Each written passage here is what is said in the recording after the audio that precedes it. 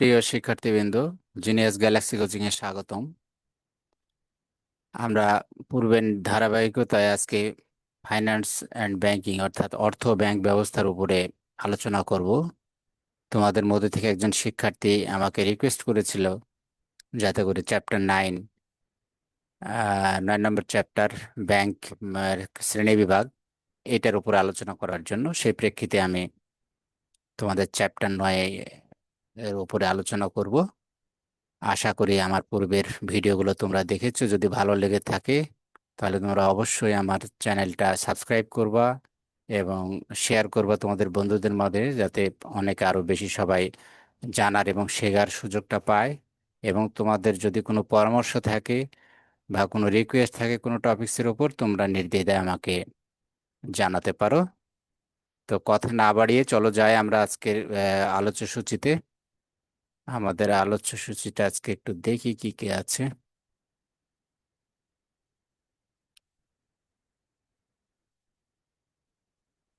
এইখানে আমরা আজকে ফিনান্স ব্যাংকিং নবম দশম শ্রেণী 2026 সালের যে নতুন সিলেবাস, অর্থাৎ তোমরা যারা 28 সালে পরীক্ষা দিবা, 28 বা 29 সালের প্রথম দিকে, তাদের জন্য। তো নবম অধ্যায় আছে ব্যাংকিং ব্যবসা ও তার ধরন। তো এর আগে 8 নম্বর চ্যাপ্টারটা পড়লে ভালো হতো, কিন্তু যেহেতু রিকোয়েস্ট আছে তোমাদের, এই জন্য আমি 9-এ গেলাম। তো ব্যাংকের ব্যবসা এবং এর ধরনটা আলোচনা পূর্বে আমাদের একটু খালি আলোচনা করে নিই ব্যাংক জিনিসটা কি। তা আমরা সবাই জানি ব্যাংক কি, যেখানে টাকা পয়সা জমা দিয়ে রাখা যায়, তোলা যায়, এটা আমরা ব্যাংক বলতে বুঝি। তো এটা একদিনে আসে নাই, আসলে অতীত ইতিহাস যদি আমরা দেখি, আসলে ব্যাংকের নামকরণ হয়েছে যে ব্যাংকো, ব্যাংক, ব্যাংক, ব্যাংকাস, এই জাতীয় কিছু ল্যাটিন ভাষা থেকে আসছে। তো মধ্যযুগের ইতিহাসে তখন ইটালির লম্বার্ডা স্ট্রিটে এক ধরনের লোক ছিল যারা ব্যবসা করতো টাকার। তারা কি করতো, বেঞ্চের মতো একটা, আমাদের দেশে যেমন ক্লাসরুমে থাকে বেঞ্চে 4-5 জন বসে, এরকম একটা লম্বা বেঞ্চের উপরে তারা বসতো এবং ওখানে টাকা পয়সা রাখতো। নিয়ে বসতো, যাদের টাকার দরকার হতো ওদের কাছ থেকে নিত এবং জমা দিত। এইভাবে ওখানে ব্যাংকিংটা চলতো বেঞ্চের উপরে। তো সেই জন্য এই বেঞ্চটা থেকে আসলে ব্যাংকের ধারণাটা আসছে এবং নামকরণটা ওখান থেকে আসছে। এইটার উপরে বেশিরভাগ সমর্থনটা পাওয়া যায়। তো আইনে কি বলছে বর্তমানে, আমাদের বর্তমান সংজ্ঞায় কি বলছে, আমরা বলছি এটি একটা আর্থিক প্রতিষ্ঠান যা জনগণের কাছ থেকে সুদের বিনিময়ে আমানত সংগ্রহ করে এবং মুনাফা অর্জনের ভিত্তিতে বা নিমিত্তে বিনিয়োগ করে এবং চাইবে মাত্র অর্থ বা নির্দিষ্ট সময়তে সঞ্চয়কারীর কাছে ফেরত দিতে বাধ্য থাকে। অর্থাৎ ব্যাংক হচ্ছে জনগণের পরের টাকায় পোদ্দারি করে, এটাকে এক কথায় বলতে। জনগণ কি করে, তাদের টাকা জমা রাখে, সেই টাকা প্রয়োজন মতো তারা উঠায় নিয়ে আসে। তো সবাই যারা টাকা জমা রাখে তো সবাই তো একসাথে টাকা তুলে না, তো এই টাকাটা একটা ব্যালেন্স হয় ব্যাংকের কাছে। এই টাকাটা ব্যাংক তখন অন্য কারো কাছে, যারা ব্যবসা করে তাদের কাছে খাটায়, ঋণ দেয়, দেওয়ার মাধ্যমে যারা টাকা জমা রাখলো তাদেরকে যে হারে বেনিফিট দেয়, যারা টাকা ব্যাংক থেকে নেয় ঋণ গ্রহীতা, তাদের কাছ থেকে ব্যাংক আরো একটু বেশি হারে নেয়। তো এই যে পার্থক্যটা, এটাকে স্প্রেড বলে। এটাই তাদের আসলে মুনাফা ওখান থেকে আসে, ব্যাংকের খরচ পরিচালনা করার পরে ওখান থেকে তাদের ব্যাংকের মুনাফাটা আসে। তাহলে ব্যাংকে আসলে কি, ব্যাংক আসলে কিছুই না, ব্যাংক হচ্ছে এর একটা মাধ্যম। এটা একটা মাধ্যম, কিসের মাধ্যম, যে এটা একটা চ্যানেল, অর্থাৎ যাদের টাকা পয়সা ঘাটতি আছে, যারা টাকা প্রয়োজন, যারা টাকা চায়, আর যাদের কাছে অতিরিক্ত আছে, যাদের বেশি আছে, খরচ বরচ বাদ দেওয়ার পর তার কাছে হাতে টাকা আছে, তাহলে এই টাকাটা সে কোথায় রাখবে? বাড়িতে রাখলে রিস্ক, বরং ব্যাংকে রাখলে সে নিরাপদে রাখলো, কিছু লাভও পেল। তাহলে ব্যাংকের কাজ হচ্ছে এই ডিপোজিটর, যারা আমানতকারী, যাদের কাছে টাকা আছে, সেই টাকাটা সংগ্রহ করা এবং এই টাকাটা আবার যারা ঋণ নিতে চায়, যাদের ঘাটতি আছে টাকা, তাদের কাছে ঋণ আকারে দেওয়া, দিয়ে সেখান থেকে মুনাফা করা। তাহলে ব্যাংকের উদ্দেশ্য কি? তো ব্যাংকের উদ্দেশ্য, আসলে ব্যাংক বিভিন্ন রকমের ব্যাংক হয়, উদ্দেশ্যটাও এক এক প্রেক্ষিতে এক এক রকম হয়। তো আমরা তিনটা প্রেক্ষাপটে আমরা ব্যাংকের উদ্দেশ্যটা আলোচনা করব এখানে। একটা হচ্ছে ব্যাংকের মালিক ও ব্যবস্থাপনা কর্তৃপক্ষের প্রেক্ষাপটে ব্যাংকের উদ্দেশ্য বলে, অর্থাৎ আমরা এর আগে আলোচনা করেছি একটু একটু, যখন ওই যে বিশেষ করে ব্যবসায় উদ্যোগের ক্ষেত্রে আমার একটা ভিডিও আছে, তোমরা দেখে নিও ওখানে, যদি এখনো কোম্পানিটা পুরোটা আলোচনা হয়নি, কিন্তু ওখানে এক মালিকানা অংশীদারি আলোচনা করা আছে। তো সেইখানে আমি ব্যাংক সম্বন্ধে কিছুটা বলা আছে, বা কোম্পানি সম্বন্ধে। তো কোম্পানির ক্ষেত্রে সাধারণত যারা মালিক শেয়ার হোল্ডার তারা সবাই সরাসরি ব্যবসা পরিচালনায় অংশগ্রহণ করে না। ব্যবসা পরিচালনা করার জন্য একটা কর্তৃপক্ষ থাকে, ব্যবস্থাপনা কর্তৃপক্ষ থাকে, যেমন MD, DMD, manager, DGM, GM, এরকম বিভিন্ন পদ পদবীর লোক যারা বেতনভুক্ত কর্মচারী, তারা কাজ করে ব্যাংকের হয়ে, তারা ব্যাংকটাকে চালায়। তো মালিক যারা, তাহলে মালিক এবং যারা ব্যবসাটা পরিচালনা করে কর্তৃপক্ষ, তাহলে তাদের প্রেক্ষাপটে উদ্দেশ্য কি? এক ধরনের উদ্দেশ্য। আর একটা হচ্ছে সরকার ও রাষ্ট্রীয় পক্ষের প্রেক্ষাপটে, অর্থাৎ সরকার বা রাষ্ট্র, দেশ, তারা যে ব্যাংকের লাইসেন্সগুলো দেয়, তো দেওয়ারও এর পিছনে একটা কারণ আছে। তাদের উদ্দেশ্য কি? আর একটা হচ্ছে ব্যাংক ও গ্রাহকদের প্রেক্ষাপটে ব্যাংকের উদ্দেশ্য। আচ্ছা, ব্যাংকের গ্রাহকদেরকে নিয়ে ব্যাংক, তাহলে গ্রাহক যে, গ্রাহকেরও ব্যাংকে যাওয়ার পিছনে একটা উদ্দেশ্য আছে, তাহলে তার উদ্দেশ্য কি সেই প্রেক্ষাপটে। তাহলে আমরা এই তিনটা পয়েন্টের উপরে আমরা ডিটেলস আলোচনা করব। তো প্রথমে আমরা ব্যাংকের মালিক ও ব্যবস্থাপনা কর্তৃপক্ষের নিকট বা ওই প্রেক্ষাপটে ব্যাংকের উদ্দেশ্য বলে এটা কি। তাহলে প্রথম উদ্দেশ্য বলে হচ্ছে তহবিলের বিনিয়োগ ও মুনাফা অর্জন। মালিক কারা হয় ব্যাংকের? ডাইরেক্টর কারা হয়? যাদের অনেক টাকা আছে। তো তারা কি করবে? তাদের টাকাটা ব্যবহার করবে, তারা বিনিয়োগ করবে, অর্থাৎ ব্যাংক ব্যবসায় তারা টাকাটা খাটাবে এবং সেখান থেকে তারা লাভ করবে। ব্যাংকের টাকা একটা হচ্ছে মালিকরা কিছু অংশ দেয় লাইসেন্স নেওয়ার সময়, এবং পরবর্তীতে শেয়ার কিনে তারা কিছুটা ইনভেস্ট করলে করে অনেকেই, পরবর্তীতে আবার।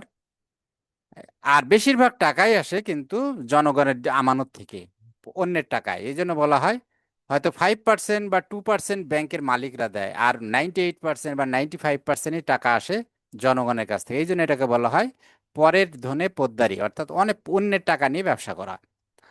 তো যারা মালিক এবং ব্যবস্থাপনা কর্তৃপক্ষ, তাদের মূল উদ্দেশ্য থাকে যে তাদের কাছে যে টাকাটা আছে নিজস্ব টাকা, সেটা বা ওই যে তহবিলটা আছে ডিপোজিটের মাধ্যমে হোক, সেই তহবিল বা টাকাটা সঠিকভাবে খাটানো, বিনিয়োগ করা এবং সেখান থেকে মুনাফা অর্জন করা। এটা হলো 1 নাম্বার। 2 নাম্বার হচ্ছে সুনাম অর্জন করা। অর্থাৎ একটা ব্যাংক যখন ভালো চলে, জনগণকে সুযোগ সুবিধা বেশি দেয়, কিছু সামাজিক কাজকর্ম করে, তখন স্বাভাবিকভাবে ওই ব্যাংকের সুনাম বৃদ্ধি পায়, এবং ওই পাশাপাশি যারা ওই ব্যাংকে চাকরি করে বা যারা ওই ব্যাংকের মালিক, সমাজে তাদেরও গুরুত্ব বাড়ে, তাদেরও সুনাম হয় যে হৃদয়, সে ডাচ বাংলা ব্যাংকের ডাইরেক্টর, হয়তো ডাচ বাংলা ব্যাংক অনেক নামি দামি ব্যাংক, হ্যাঁ, বা ঢাকা ব্যাংক সে ডাইরেক্টর। এইরকম যে সুনাম সুনাম অর্জনের জন্য তাদের একটা উদ্দেশ্য থাকে। তৃতীয়ত হচ্ছে উন্নয়নে অংশগ্রহণ। অর্থাৎ একটা দেশের উন্নয়ন করতে গেলে টাকা লাগে, পুঁজি লাগে, ব্যবসা বাণিজ্যের উন্নয়ন ঘটানো লাগে। তাহলে সেক্ষেত্রে টাকা দরকার হয়, এই টাকার যোগান ব্যাংক দেয়, ক্ষুদ্র ক্ষুদ্র সঞ্চয়গুলো সংগ্রহ করে করে এই টাকাটা বিনিয়োগ করে, তাহলে দেশের উন্নয়ন হয়। তো মালিক এবং যারা ব্যবস্থাপনা কর্তৃপক্ষ, তারা চায় যে ব্যাংকে এই যে দেশের উন্নয়ন, সেই উন্নয়নে নিজেদেরকে অংশীদার করা। তারা যে ব্যবসাতে তারা হেল্প করতেছে, করার কারণে একটা ব্যবসা প্রতিষ্ঠান হচ্ছে, কিছু লোকের কর্মসংস্থান হচ্ছে, মানুষের আয় বাড়তেছে। তো এই যে অংশগ্রহণে করা, দেশের উন্নয়নে অংশগ্রহণ করা, এটা একটা উদ্দেশ্য। তারপরে সামাজিক অবদান। এখন প্রায় আধুনিক ক্ষেত্রে প্রায় ব্যাংকেরই সিএসআর অ্যাক্টিভিটিস বলে, কর্পোরেট সোশ্যাল রেসপন্সিবিলিটি। অর্থাৎ প্রফিটের একটা অংশ ব্যাংক করে কি বিভিন্ন বৃত্তিমূলক বা বিভিন্ন সমাজের উন্নয়নের জন্য ব্যয় করে। যেমন গরিব মেধাদেরকে ডাচ বাংলা ব্যাংক বৃত্তি দেয়, অনেক ব্যাংকই দেয় বৃত্তি। তারপরে অনেক জায়গায় একটা খেলার জন্য তারা অনুদান দেয়, একটা স্পন্সর করে। তো এই যে সামাজিক বিভিন্ন কর্মকাণ্ডের মধ্যে অংশগ্রহণ করা, এটা মালিকদের এটা উদ্দেশ্য থাকে। নেক্সট, 6 নাম্বার, সরকার এবং রাষ্ট্রীয় পক্ষের প্রেক্ষাপটে ব্যাংকের, রাষ্ট্রীয় পক্ষের প্রেক্ষাপটে ব্যাংকের উদ্দেশ্যাবলী। আচ্ছা, সরকার বা রাষ্ট্র, নোট ও মুদ্রা প্রচলন। আমাদের দেশে যে টাকাগুলো বা কয়েনগুলো আসে, এগুলো কার মাধ্যমে দিয়ে আসে? ব্যাংকের মাধ্যমে দিয়ে আসে। এটা ছাপায় বাংলাদেশের ব্যাংক, যেটা কেন্দ্রীয় ব্যাংক বলে। এটা একটা, প্রত্যেকটা দেশেরই একটা কেন্দ্রীয় ব্যাংক থাকে, নাম্বার 1টা থাকে, যে হলো সব ব্যাংকের মুরব্বী। সে অন্যান্য ব্যাংকগুলোকে সে কি করে, এখন নিয়ন্ত্রণ বলা ভুল হবে, তারা ইয়া করে আর কি, দেখাশোনা করে, তাদেরকে বিভিন্ন রকম পলিসি দেয়, এবং অনেক ক্ষেত্রে তারা হস্তক্ষেপও করে। যদি কোনো ব্যাংকে কোনো কিছু ইয়ে করে, তার বোর্ড বাতিল করে দিতে, তার বিভিন্ন রকম তার ক্ষমতা আছে, অতিরিক্ত ক্ষমতা আছে কেন্দ্রীয় ব্যাংকে। তো বলছে নোট মুদ্রা প্রচলন, তাহলে এইটা ছাপায় হচ্ছে কেন্দ্রীয় ব্যাংক, অর্থাৎ আমাদের দেশের প্রেক্ষাপটে বাংলাদেশ ব্যাংক। কিন্তু বাংলাদেশ ব্যাংক সরাসরি হয়তো তাদের কিছু শাখা আছে, কিছু নোট তারা তাদের মাধ্যমে দেয়, কিন্তু মেজর অংশ জনগণের আসে বিভিন্ন ব্যাংকের মাধ্যম দিয়ে। তারা বিভিন্ন ব্যাংকে সে নতুন নোটগুলো ব্যাংকে দেয়, বা আবার যেগুলো খুব পুরাতন হয়ে গেছে সেগুলো আবার ব্যাংক থেকে তুলে নেয়। তো এই যে নোট প্রচলন বা এই যে মুদ্রা ব্যবস্থা সচল রাখা, এই কাজটা সরকার করে। এটার একটা উদ্দেশ্য ব্যাংকের ক্ষেত্রে, যে আমি নোট ও মুদ্রা প্রচলন করার জন্য আমার ব্যাংক দরকার। তারপরে মূলধন গঠন। মূলধন গঠনটা কি? অর্থাৎ ক্ষুদ্র ক্ষুদ্র সঞ্চয় সকলের কাছে। আমরা যারা ব্যাংকে অ্যাকাউন্ট খুলি, তারা যদি ব্যাংকে অ্যাকাউন্ট না খুলতাম, ব্যাংকে যা যদি টাকাটা না রাখতাম, তাহলে কি হতো? আমাদের বাসায় রাখতে হতো টাকাটা কোথাও। তাহলে এই টাকাটা আমার বাসার মধ্যে পড়ে থাকতো, হয়তো আমার ইয়ের আলমারির ক্যাবিনেটের মধ্যে, অথবা কোনো আমি স্ট্রং রুম করে সেটার মধ্যে রাখতে পারি, বা একটা সিন্ধুকের মধ্যে আমি রাখতে পারি বাসায়। তো এই টাকাটা দেশের উন্নয়নে কিন্তু কোনো কাজে লাগতো না, এই টাকাটা চুপচাপ পড়ে থাকতো আমার। কিন্তু এই ব্যাংক হওয়ার পরে হয়েছে কি, আমার এই বাড়তি টাকাটা আমি যা ব্যাংকে জমা করে রাখতেছি, আমার লাগলে আবার নিয়ে আসতেছি। এই যে আমি যখন লাগছে নিয়ে আসতেছি, আর বাদ বাকিটা সময় যে ব্যাংকে পড়ে থাকতেছে, এই ব্যাংক তখন এই তহবিলগুলি ক্ষুদ্র ক্ষুদ্র গুলো জমা করে তখন সেখান থেকে তারা বড় একটা পুঁজি হয়ে দাঁড়ায়, ওর একটা অংশ তারা বিনিয়োগ করে। তাই বলতেছে এই যে মূলধন গঠন প্রক্রিয়া, যাতে করে দেশের উন্নয়ন হয়, এই কাজটা ক্ষুদ্র ক্ষুদ্র সঞ্চয়গুলোকে একত্রিত করা, এই কাজটা ব্যাংক করে। এটা সরকারের, তাহলে রাষ্ট্রের এটা উদ্দেশ্য যে ব্যাংক করার পিছনে, যে নোট মুদ্রা প্রচলনে সহায়তা করবে, মূলধন গঠনে সহায়তা করবে। 3 নাম্বার হচ্ছে বিনিয়োগ ও শিল্পায়ন।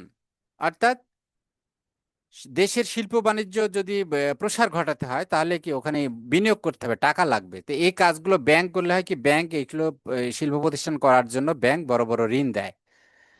তো এই ঋণের মাধ্যমে বড় বড় শিল্প প্রতিষ্ঠান গড়ে ওঠে, তো কর্মসংস্থান বৃদ্ধি পায়। তাহলে সরকারের এটা একটা উদ্দেশ্য। এরপর হচ্ছে মুদ্রা বাজার নিয়ন্ত্রণ। অর্থাৎ আমরা এর আগে দুইটা বাজার, মুদ্রা বাজার একটা হচ্ছে, আর আমরা বলছি মূলধন বাজার। মূলধন বাজার হচ্ছে শেয়ার মার্কেট, যেখানে দীর্ঘমেয়াদী অর্থের আদান প্রদান হয়, শেয়ার কেনা, শেয়ার বিক্রি করা, বা বন্ড, ডিবেঞ্চার, এইগুলা। আর মুদ্রা বাজার হচ্ছে এই যে ছোট ছোট ওভারনাইট কল মানি বলি আমরা, এক ব্যাংক আরেক ব্যাংকে স্বল্প সাময়িক, একদিনের জন্য, 2 দিনের জন্য, 3 দিনের জন্য ঋণ ঋণ দেয়। বা বাংলাদেশ ব্যাংক আবার অন্যান্য ব্যাংকগুলোকে ঋণ দেয়।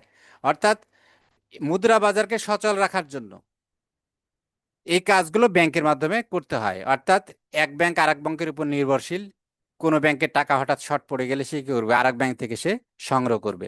তাহলে এই ক্ষেত্রে, এবং টাকা ছাপা যখন সরকার মনে করে বা বাংলাদেশ ব্যাংক মনে করে দেশে টাকা ছাপানো দরকার, টাকার সাপ্লাই বাড়ানো দরকার, তখন টাকা বেশি করে ছাপায়, ব্যাংকের মাধ্যমে ছাড়ে। আর যখন মনে করে দেশে টাকার পরিমাণ বেশি হয়ে গেছে, তখন করে কি, কিছু পদ্ধতি আছে।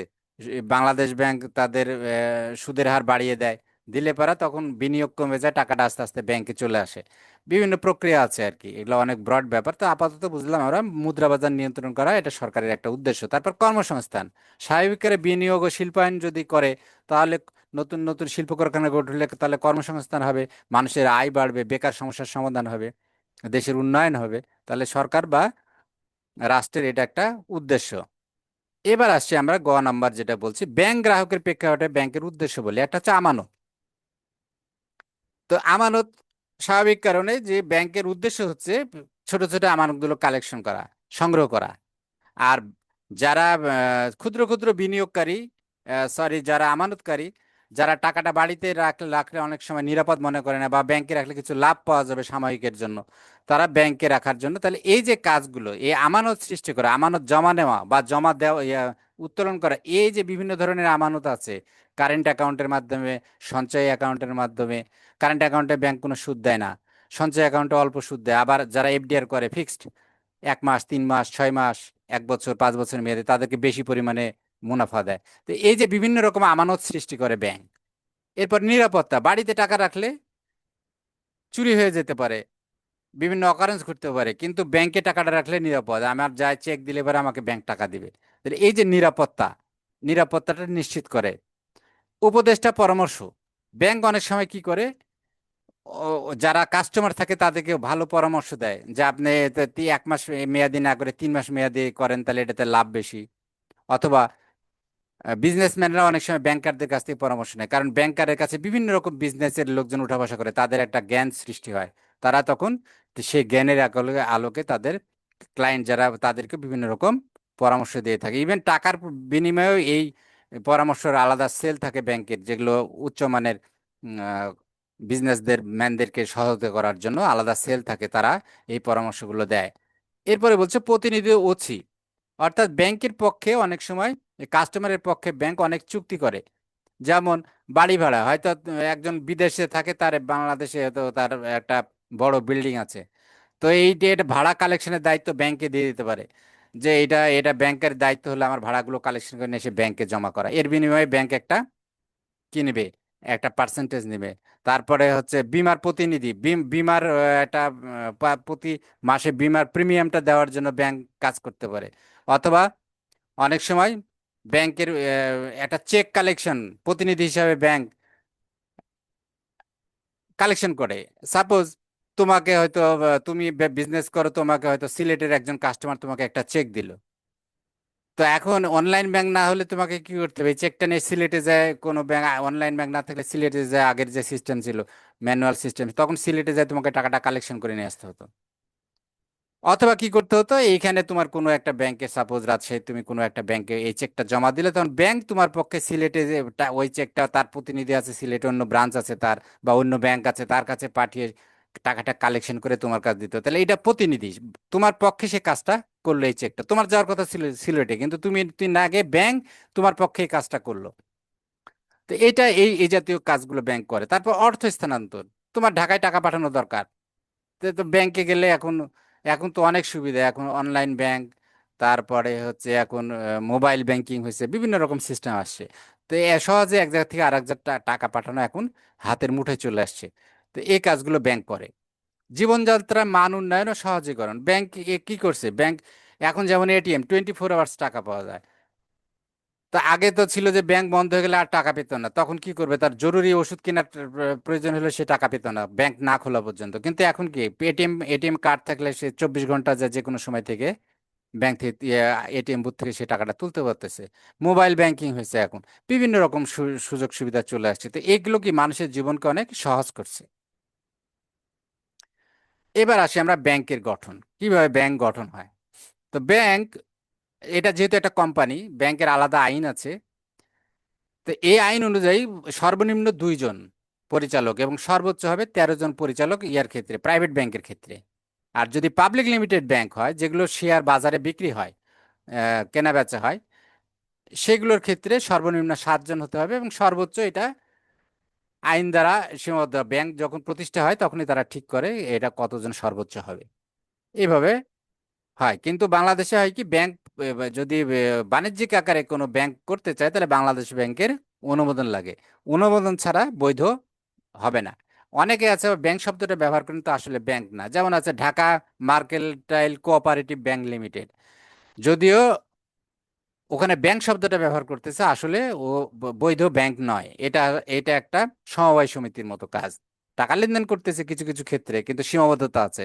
ওরা কোনো চেক কালেকশন করতে পারবে না কোনো কাস্টমারের পক্ষে ইচ্ছা করলেও। তো তারা শুধু কিছু ডিপোজিট নেয়, তারা কোনো চেক ইস্যু করতে পারবে না, কিছু মেয়াদি ডিপোজিট নেয় এবং তারা সেই টাকাটা খাটিয়ে তাদেরকে লাভ দেয়, কোথাও বিনিয়োগ করে, এই জাতীয়।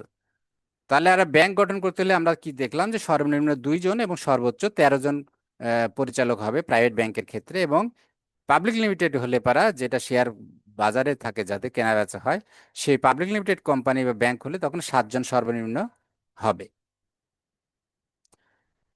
তো ব্যাংকিং ব্যবসার মূলনীতি কি, প্রত্যেকটা জিনিসের একটা মূলনীতি আছে, তারা কিছু নিয়ম নীতি মেনে চলে। তো ব্যাংকের এই ব্যবসার মূলনীতিটা কি, একটা হলো নিরাপত্তার নীতি। প্রথমে ব্যাংকের হলো ফার্স্ট, ব্যাংক দেখবে যে নিরাপত্তা আছে কিনা।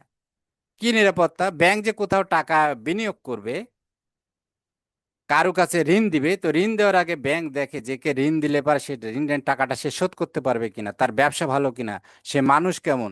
যদিও অনেক সময় জানার পরে দেওয়ার পরে 2-4টা ফল্ট হয়, সেটা তো আলাদা জিনিস, কিন্তু মেন প্রধান উদ্দেশ্য থাকে ব্যাংকের যে নিরাপত্তা বজায় রাখা। একজন কাস্টমার, একজন গ্রাহক যে ব্যাংকে টাকা জমা দিল, সেই টাকাটা নিরাপত্তা নিশ্চিত করা, সিকিউরিটি গার্ড রাখা, তারপরে হচ্ছে সিসিটিভি রাখে, ভল্ট রাখে, বিভিন্ন কর্ম নিরাপত্তার জন্য, ফিজিক্যাল নিরাপত্তার জন্য ব্যাংকের স্ট্রং রুম খুব শক্ত করে ঢালাই দিয়ে বানায়। তারপরেও কিছু কিছু দুই একটা দুর্ঘটনা ঘটে, সেটা আলাদা কথা, কিন্তু নিরাপত্তাটা ব্যাংকের মেন প্রধান নীতি, মূল নীতি, যে জনগণ যে টাকা রাখবে সেটা নিরাপত্তার সাথে সংরক্ষণ করা।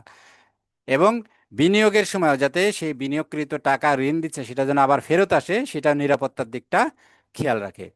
এরপর মুনাফার নীতি, সেকেন্ড আছে মুনাফার নীতি। যেহেতু স্বাভাবিক বাণিজ্যিক ব্যাংক, বাণিজ্যিক ব্যাংক তার উদ্দেশ্য থাকে প্রফিট করা, মুনাফা করা। এই জন্য সে যে জায়গায় বিনিয়োগ করলে তার মুনাফাটা বেশি হবে, রিস্ক কম হবে, ঝুঁকি কম হবে, সে সেই জায়গাটাই করবে। তাহলে মুনাফার নীতিটা হচ্ছে সে বিনিয়োগ করার সময় সর্বোচ্চ সুদের হার বা মুনাফার হারটা নেওয়ার চেষ্টা করবে। আবার যখন কাস্টমারদের কাছ থেকে নিবে তখন তাকে কম দেওয়ার চেষ্টা করবে। কিন্তু যেহেতু কম্পিটিশন থাকে, ইচ্ছা করলেও পারে না, বাংলাদেশ ব্যাংকের একটা গাইডলাইন থাকে, সেই গাইডলাইনের মধ্যে দিয়ে তাকে কাজ করতে হয়। কিন্তু এটা হচ্ছে মুনাফার নীতি, অর্থাৎ সে প্রফিট করবে, এটাই স্বাভাবিক। এরপরে তারল্য নীতি। তারল্য নীতি কি? তারল্য নীতিটা হলো যে ব্যাংক যে টাকাগুলো জনগণ জমা রাখে, আমরা বলেছি যে এই জমা রাখলে পরে ব্যাংকে গ্রাহকরা টাকা চাইলে ব্যাংক দিতে বাধ্য। তাহলে ব্যাংক যদি ওই কাস্টমার টাকা তুলবে বলে সব ব্যাংক টাকা যদি একবারে ভোল্টে রেখে দেয়, তাহলে কি হবে? ব্যাংক কোথাও টাকা না খাটায়, তাহলে তো কাস্টমারকে কোনো সে বেনিফিট দিতে পারবে না। কারণ সে, তাকে তো ঋণ যদি সে না দেয়, টাকাটা নিয়ে সে শুধু যদি ভোল্টে যে গার্ড দিয়ে পাহারা দিয়ে বসে থাকে, তাহলে তো তার কোনো লাভ হবে না। তাহলে কি করবে? সে কিছু অংশ এখান থেকে বিনিয়োগ করবে। তো বিনিয়োগ করতে গেলে পুরো টাকাটাই সে বিনিয়োগ করতে পারে। বাংলাদেশের একটা গাইডলাইন আছে, 10%, 90%, 80%, মানে 10% রাখতে হবে বা 20% রাখতে হবে, রেখে তারপরে বিনিয়োগ করতে হবে। ব্যাংক সে নিজস্বভাবে এটা ইয়ে করে, যাতে করে আমাকে কাস্টমার চেক দিলে আমি যেন টাকাটা কাস্টমারের টাকাটা দিতে পারি। এই নীতিটা তারল্য, অর্থাৎ জনগণ যখনই টাকা চাবে, একটা চেক দিবে, আমি যেন টাকাটা তাকে দিতে পারি। হয়তো আধা ঘন্টা দেরি হচ্ছে, 1 ঘন্টা দিতে দেরি হচ্ছে, কিন্তু আলটিমেটলি যেন আমি টাকাটা দিতে পারি। তাহলে এটাই তারল্য নীতি। আমি পুরো টাকাটা যে ডিপোজিট পাচ্ছি, পুরো টাকাটা আমি বিনিয়োগ না করে, আমি লোন না দিয়ে কিছু অংশ আমি হাতে রাখবো তারল্যতার জন্য, অর্থাৎ যে কোনো সময় কাস্টমার কাস্টমার যাতে চেক দিলে আমি টাকাটা দিতে পারি। তাহলে এটা হচ্ছে তারল্য নীতি। এরপর হচ্ছে সচ্ছলতা নীতি। ব্যাংক ব্যাংক সবসময় চায় যে তার সম্পদটা কোয়ালিটি সম্পন্ন হোক। সে ঋণ দিলে সব ঋণই যদি ডিফল্টার হয়ে যায়, তাহলে তোর ব্যাংক বাঁচবে না, দেউলিয়া হয়ে যাবে। কারণ কাস্টমার টাকা চাইলে তারা যারা ডিপোজিট করেছে তাদের টাকাটা দিতে পারবে না। কারণ কোত্থেকে দিবে? সব টাকা তো যাদেরকে ঋণ দিচ্ছে তারা নিয়ে বসে আছে, তারা আর টাকা দিচ্ছে না, তাহলে ব্যাংক দিলে আসবে। এই জন্য ব্যাংক সবসময় ভালো জায়গায় বিনিয়োগ করে, যাতে সচ্ছল থাকে ব্যাংক। ব্যাংক যেন দেউলিয়া না হয়ে যায়, এমন কোনো ঝুঁকিপূর্ণ জায়গায় যেন ব্যাংক বিনিয়োগ করতে যাবে না। এরপরে আসছে দক্ষতার নীতি, অর্থাৎ ব্যাংক চাবে সবসময় যে আমার কাস্টমারদেরকে আমি খুব অল্প সময়ে ভালো সেবা দিব, যাতে কাস্টমাররা হ্যাপি থাকে। অর্থাৎ দক্ষতা, এটা এক্সপার্টাইজ, যে কাস্টমারের যে সমস্যা থাকবে সেটা দ্রুততর সময়ের মধ্যে নির্ভুলভাবে সমাধান করে দেওয়ার, এটা ব্যাংকের একটা উদ্দেশ্য। এটা একটা নীতি, যে দক্ষতার সাথে ব্যাংক পরিচালনা করা। এরপর সেবার নীতি, অর্থাৎ customer is the king. Customer is the king. এখানে কাস্টমারদের যাতে সেবাটা ভালো মতো দেওয়া যায়, কাস্টমার হ্যাপি থাকে, এই বিষয়টা খেয়াল রাখবে। তারপরে প্রচার নীতি। ব্যাংক চায় যে বিভিন্ন ইয়ের মাধ্যমে জনগণকে জানানো যে এখানে এই ডিপোজিট আছে, দেখবা যে মোবাইলে মেসেজ আসে বা একটা পোস্টার দেয়, বিভিন্ন জায়গায় লিফলেট তৈরি করে, এটা প্রচার করা, যাতে জনগণকে জানানো যে এখানে কি কি সুবিধা আছে, এখানে কি কি ঋণ পাওয়া যায়, কি কি স্কিমে টাকা জমা রাখা যায়, এফডিআর আছে, কত পার্সেন্ট রেট, এই জিনিসগুলো ব্যাংক সবসময় প্রচার প্রচারণার নীতি, অর্থাৎ জনগণকে জানানো। এরপর আছে গোপনীয়তার নীতি। গোপনীয়তা কি? এখন হাজবেন্ড টাকা রাখছে বা ওয়াইফ টাকা রাখছে, তার অ্যাকাউন্টের ব্যালেন্স কত এটা হাজবেন্ডকে বলা যাবে না, এটা গোপনীয়তা ব্যাংককে রাখতে হবে। অর্থাৎ ব্যাংক একজনের তথ্য আর একজনকে দিবে না। যদি দেয়, তাহলে পরে ব্যাংকের বিরুদ্ধে মামলা করতে পারবে, যে যার গোপনীয়তা ভাঙলো। এই জন্য ব্যাংকের এটা একটা নীতি, এটা আইন আছে যে ব্যাংক গোপনীয়তা রাখবে। কিছু কিছু ক্ষেত্রে ব্যাংক গোপনীয়তা রাখতে পারে না, যদি তার নামে কেস হয়, সরকার যদি মানি লন্ডারিং এর মামলা হয়, কোড যদি জানতে চায় কারো ব্যালেন্স বা কি আছে তখন দিবে, কিন্তু এমনি একজন আরেকজনকে দিবে না। সুনামের নীতি, অর্থাৎ ব্যাংক চায় যে সুনামের সাথে যারা ব্যবসা করতেছে, ব্যবস্থাপনা যারা পরিচালনা করছে তাদেরও যেমন সুনাম থাকবে, যারা কর্মচারী তাদেরও যেন দক্ষ হয়। হ্যাঁ, এবং গোপনীয়তার সাথে সমাজের জন্য ব্যাংকের একটা সুনাম, যে ওই ব্যাংকটা ভালো করতেছে বা এখানে সুযোগ সুবিধা ভালো, এই সুনাম সৃষ্টি করা সবসময় তাদের উদ্দেশ্য থাকে। বিনিয়োগ নীতি, অর্থাৎ ব্যাংক কোন কোন ক্ষেত্রে বিনিয়োগ করবে, কৃষিতে করবে নাকি শিল্পে করবে, এক এক ব্যাংক এক এক দিকে ফোকাস করে, না কেউ হয়তো হাউস বিল্ডিং এর লোন দেয়। তাহলে বিনিয়োগ নীতি, সে কোথায় কোথায় বিনিয়োগ করবে তার একটা নীতিমালা সে ঠিক করে, সে কোন কোন সেক্টরে সে ঋণ দিবে। উন্নয়নের নীতি, সে দেশের উন্নয়নে সামাজিক উন্নয়নে যাতে সে অবদান রাখতে পারে এটা তার কর্মকাণ্ডের মধ্যে থাকতে হবে। ঋণ মঞ্জুর নীতি, ঋণ মঞ্জুরে যে বললাম কোন কোন খাতে কি পরিমাণ ঋণ দিবে, তার ঋণের হার কি হবে, রেট, মেয়াদ কি হবে, এই বিষয়গুলো এই নীতিতে থাকে। মিতব্যয়িতার নীতি, ব্যাংক চায় যে খরচ অল্প খরচে সুনামের সাথে ব্যবসাটা পরিচালনা করা, এই জন্য এক্সেসিভ খরচ, ব্যয়বহুল খরচগুলো ব্যাংকের পরিহার করা, এটা একটা নীতি। যদিও অনেক ক্ষেত্রে ব্যাংক খুব হাইফাই ডেকোরেশন করে, অনেক ক্ষেত্রে প্রাইভেট ব্যাংকগুলো, যেটা অনেক সময় প্রয়োজন নেই তারপরেও করে, আবার অনেক সময় করে যে এটা তাদের সুনাম বৃদ্ধি পায় এই জন্য। সততা বিশ্বস্ততার নীতি, এটা তো একই। সততা বিশ্বস্ততা আমরা বুঝছি যে সে ব্যবসাটা করবে সততায়, কোনো ফ্রড চিটিং করার কোনো উদ্দেশ্য থাকবে না। ব্যাংকের যারা যারা ব্যাংকে মালিক, তাদের উদ্দেশ্য থাকবে এটা সততা নিষ্ঠার সাথে জনগণের টাকা নিয়ে ব্যবসা করা, জনগণের টাকা ফেরত দেওয়া। সাবধানতা নীতি, অর্থাৎ ব্যাংক কি করবে, ব্যাংক ঝুঁকিপূর্ণ অতিরিক্ত ঝুঁকিপূর্ণ কাজগুলো এড়াই চলবে, সেখানে ঋণ দিবে না। হ্যাঁ, যেটা করলে ব্যাংকের টাকা তছরূপ হওয়ার চান্স আছে সেই কাজগুলো ব্যাংক করবে না।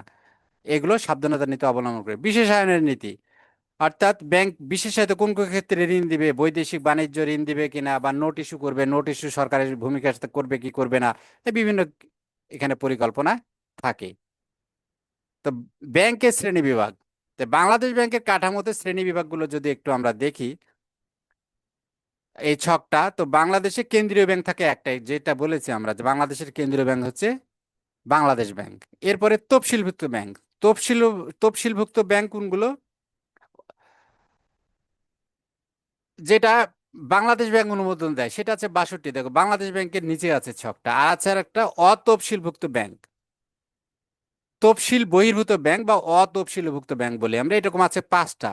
যেমন জুবিলী ব্যাংক, গ্রামীণ ব্যাংক, আনসার ভিডিপি উন্নয়ন ব্যাংক, কর্মসংস্থান ব্যাংক, পল্লী সঞ্চয়ন ব্যাংক, এগুলো তফসিলি না, অর্থাৎ এরা বাংলাদেশ ব্যাংক থেকে এরা অনুমোদন নেয়নি, এদের অনুমোদন স্পেশাল আইনে সরকার করেছে এগুলা, এদের জন্য আলাদা আইন আছে, পৃথক আইন বলে হয়েছে। আর বাংলাদেশ ব্যাংক তার ক্ষমতা বলে যে ব্যাংকগুলোকে লাইসেন্স দেয় সেগুলোকে বলা হয় তালিকাভুক্ত ব্যাংক। এরকম আছে 62টি। তো এই 62টা ব্যাংকের মধ্যে আবার আছে সরকারি বাণিজ্যিক ব্যাংক, যেমন সোনালী, জনতা, অগ্রণী, রূপালী, এগুলো হচ্ছে সরকারি বাণিজ্যিক ব্যাংক। তারা ঋণ নেয়, ডিপোজিট রাখে এবং ঋণ দেয়, তাদের উদ্দেশ্য মুনাফা করা।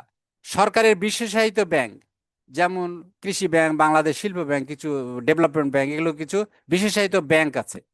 স্থানীয় বেসরকারি ব্যাংক, যেমন Dhaka bank, mercantile bank, Dutch Bangla bank, এগুলো হলো স্থানীয় বেসরকারি ব্যাংক। বিদেশি বাণিজ্যিক ব্যাংক এরকম আছে 9টি, যেমন এইচএসবিসি আছে, স্ট্যান্ডার্ড চার্টার্ড, তারপরে আছে হচ্ছে সিটি ব্যাংক, এনএ, এরকম।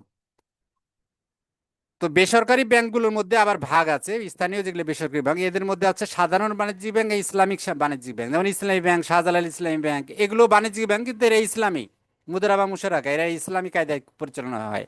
আর সাধারণ বাণিজ্যিক ব্যাংক যেমন mercantile bank, Dhaka bank, Dutch Bangla bank, এরা ইসলামিক না, এরা হচ্ছে সাধারণ জনগণের কাছ থেকে এরা আমানত নেয় আর ঋণ দেয়, ব্যবসা করে।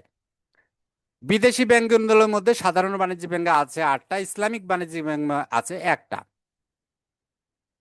তো আমরা যদি দেখি যে এর আগে বললাম যে কেন্দ্রীয় ব্যাংকের কাজ কি, কেন্দ্রীয় ব্যাংক হচ্ছে একটা দেশের মুদ্রা ব্যবস্থার, সে হচ্ছে অভিভাবক, সে হচ্ছে অভিভাবক। অর্থাৎ ওভারঅল যে ব্যাংকিং সিস্টেম সব ব্যাংকগুলো আছে, সব ব্যাংকগুলোকে নিয়ন্ত্রণ করা, তাদেরকে গাইডলাইন করা, ফ্রড ফরজারি যাতে না হয় এগুলো দেখভাল করা। অর্থাৎ কোনো ব্যাংক যদি বিপদে পড়ে, অর্থাৎ তার হঠাৎ টাকার দরকার, এই তখন তখন একমাত্র অন্যান্য ব্যাংক থেকে যদি সে চেয়ে না পায় তখন যাবে কেন্দ্রীয় ব্যাংকে, অর্থাৎ বাংলাদেশ ব্যাংকে। বাংলাদেশ ব্যাংক তাকে সাময়িক হেল্প করবে। এই জন্য এটাকে বলা হয় লেন্ডার অফ লাস্ট রিসোর্ট। অর্থাৎ কোথাও আর টাকা পাইলো না, কোথাও কোনো হেল্প পাইলো না, তখন যাবে যদি যায় কেন্দ্রীয় ব্যাংকের কাছে, কেন্দ্রীয় ব্যাংক তখন হেল্প করবে তাকে। তো বাংলাদেশের কেন্দ্রীয় ব্যাংক হচ্ছে বাংলাদেশ ব্যাংক। এই কাজের মেন দায়িত্ব হলো আসলে এই নোট প্রচলন করা, সরকারের পক্ষে কাজ করা, অর্থ সরবরাহ করা, ঋণ নিয়ন্ত্রণ করা, অন্যান্য ব্যাংকগুলোকে পরিচালনা করা। তালিকাভুক্ত ব্যাংক এর আগেই বলেছি, যারা বাংলাদেশ ব্যাংকের লাইসেন্স নিয়ে ব্যবসা করে তাদেরকে বলছে তালিকাভুক্ত ব্যাংক। তালিকাভুক্ত ব্যাংক করতে গেলে 500 কোটি টাকা দিয়ে লাইসেন্স অর্থাৎ নিতে হয় বাংলাদেশ ব্যাংক। বাংলাদেশ ব্যাংক লাইসেন্সটা ইস্যু করে। তাহলে সাধারণ ব্যাংকের ক্ষেত্রে 500 কোটি, আর ডিজিটাল ব্যাংক হলে 125 কোটি। বাংলাদেশে এখনো ডিজিটাল কোনো ব্যাংক নাই, লাইসেন্স কেবল দেওয়ার প্রক্রিয়া চলছে, ভবিষ্যতে দিবে। তাহলে ডিজিটাল ব্যাংক যাদের কোনো বাস্তবে কোনো শাখা থাকবে না, কাগজে কলমে কোথাও কোনো, এই আমরা যেমন অন্যান্য ব্যাংকগুলো প্রত্যেকটা শহরে দেখা যাচ্ছে ব্রাঞ্চ আছে, এক একটা শহরে একাধিকও থাকে, কিন্তু ডিজিটাল ব্যাংকের কোনো ব্রাঞ্চ থাকবে না, অনলাইনের মাধ্যমে কাজ হবে। সেই ক্ষেত্রে 125 কোটি টাকা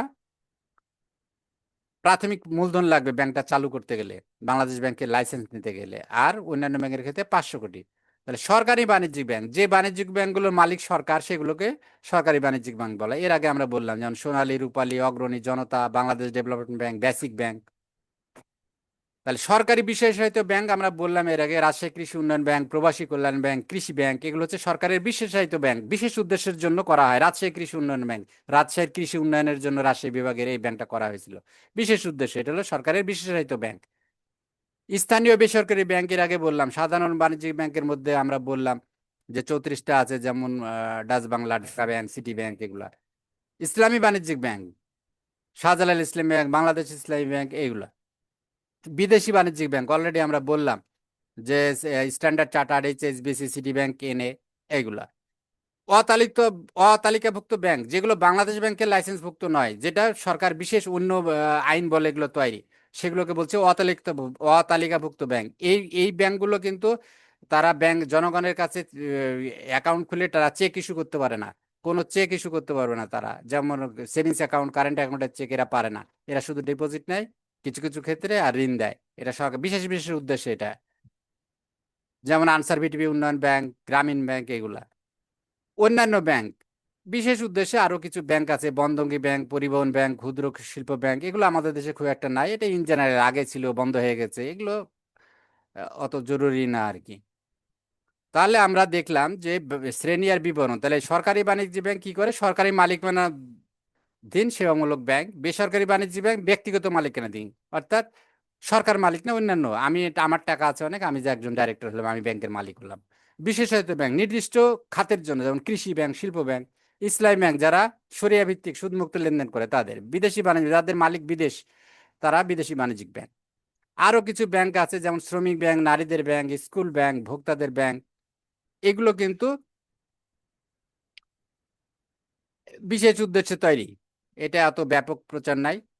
সুদমুক্ত সরিয়া ব্যাংক আমরা বলছি যে মুদারাবা, মুশারাকা কি, এগুলো হচ্ছে এক একটা ব্যাংকের ওদের পলিসি।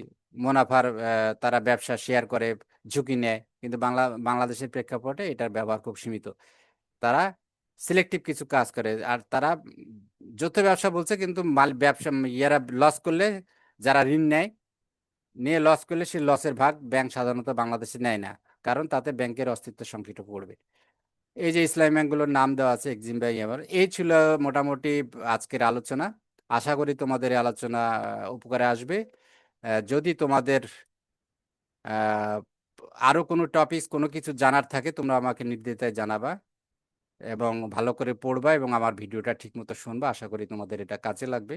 এবং আবারও বলি, যদি তোমরা কেউ অনলাইনে বা ফিজিক্যালি ক্লাস করতে চাও, বিশেষ করে রাজশাহী বা বগুড়া কেন্দ্রিক হলে, আমি সেটা করতে পারবো, আমাকে জানাবা। আর যদি কেউ অনলাইনে লাইভ ক্লাস করতে চাও কোনো বিষয়ের উপরে, অ্যাকাউন্টিং বা ফিনান্স বা ইংলিশ অথবা জেনারেল ম্যাথ 9-10 পর্যন্ত, তাহলে তোমরা আমার সাথে যোগাযোগ করবা। Thank you very much. Thank you for watching this video. Hopefully will meet again. Bye for now.